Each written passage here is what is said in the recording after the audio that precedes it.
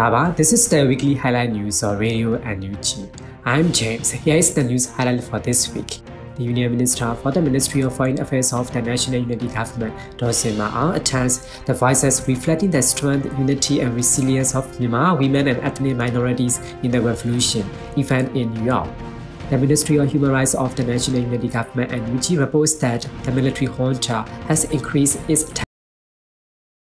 Kim Aris, the youngest son of the Myanmar's detained democracy leader Daw Aung San Suu Kyi, asked Chinese President Xi Jinping to help secure his mother release and pressure to the Myanmar military junta and other interesting news.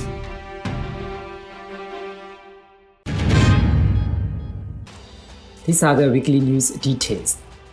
The Union Minister for the Ministry of Foreign Affairs of the National Unity Government NUG, Daw Ma, along with the Deputy Minister for the Ministry of Foreign Affairs of National Unity Government, Umo Zaw, Deputy Minister for the Ministry of Human Rights of the National Unity Government, U Aung Kyaw-moh, and Permanent Representative of Myanmar to the United Nations, U Kyaw Moh Chon, attended the voices reflecting the strength, unity, and resilience of Myanmar women and ethnic minorities in the Revolution ceremony in New York City on 1st of October.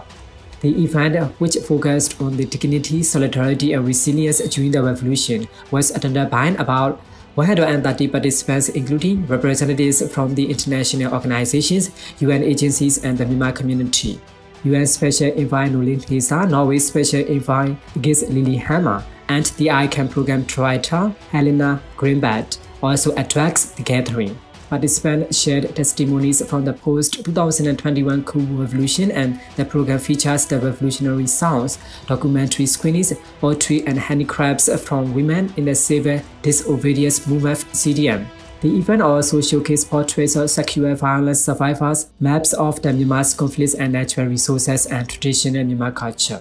The Women's Peace and Humanitarian Fund, WPHF, and the International Civil Society Action Network ICANN supported the event, which was jointly organized by the Burma Advocacy Group BAG, Gender Equality Network GEN, Global Justice Center GJC, Myanmar WPS, New York City Burmese Community NYCBC, Women Advocacy Coalition Myanmar WACN, Women's Peace Network WPN, and the Women's League of Burma WLB.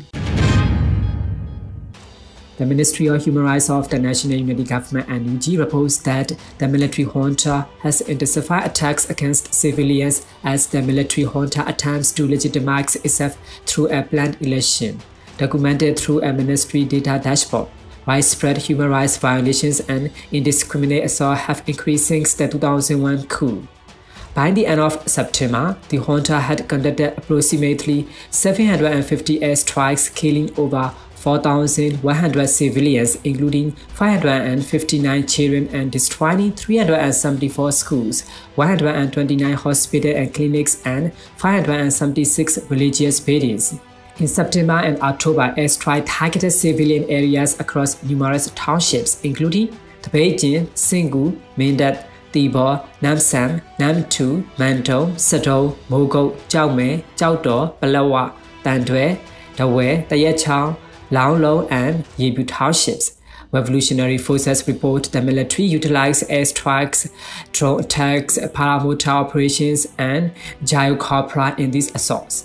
The junta mass killings of civilians continue with 452 documented incidents, resulting in 4,763 deaths, including 538 children and 829 women. The NUG condemned the ongoing violence as a deliberate attempt to instill fear before the junta's illegitimate election. Revolutionary forces have urged the public to remain vigilant against potential airstrikes and military offensives. The General Strike Coordination Body GSCB reported that the military airstrike on Bodo Village, Yangminda Village, Chaung Township, Sakan region killed at least 20 civilians and injured approximately 40 others. The GSCB video statement shows the aftermath of the attack, which they attribute to military junta forces using paramilitary to drop bombs during the Danger Festival celebration on 6th of October. The GSCV reports that 2 aircraft believed to have originated from the Northwestern Regional Military Command based in Moya dropped 4 bombs with the initial strike at approximately 7 p.m., hitting the festival site. After an 11 p.m. airstrike that caused further casualties and panic while residents were rescuing the wounded, Bongdo village residents fled their homes overnight. As of 8 October, the death toll has reached 22, and many remain hospitalized with serious injuries. The Shan Human Rights Foundation (SHRF) has reported that troops from the military junta raped and killed a 16-year-old girl along with her mother and 12-year-old brother during an ongoing military offensive in Jiaomei Township, northern Shan State, according to the SHRF. On 24 September, military junta soldiers assaulting Jiaomei Town discovered 3 displaced civilians hiding in a fan hut 10 km outside the town. SHRF reports that the soldiers allegedly raped the 16-year-old girl before killing her and her family.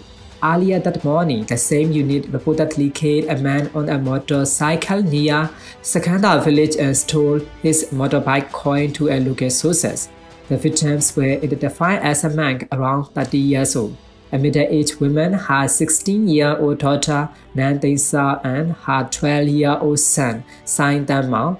The victim's father found the bodies the following morning, describing the scene. His wife was shot in the chest, his son was covered in blood, and his daughter had been raped and killed inside the hut, her clothes scattered nearby. He also found military uniforms and junta bullet casing at the scene.